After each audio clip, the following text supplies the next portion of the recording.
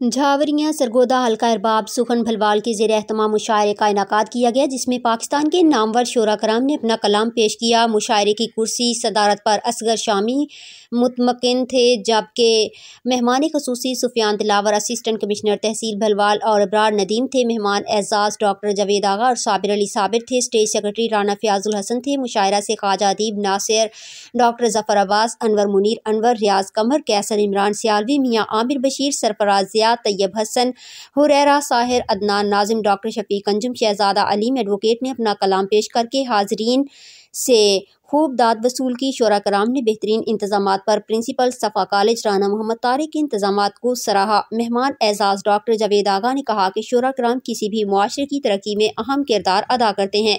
ضلع سرگودا حالات کی سختیوں اور آسائشوں کو شعر کے قالب میں ڈھالنے والے شاعروں کی سرزمین ہے اور ہمیں فخر ہے کہ اس دھرتی نے ادب کے شاہینوں کو پیدا کیا ہے۔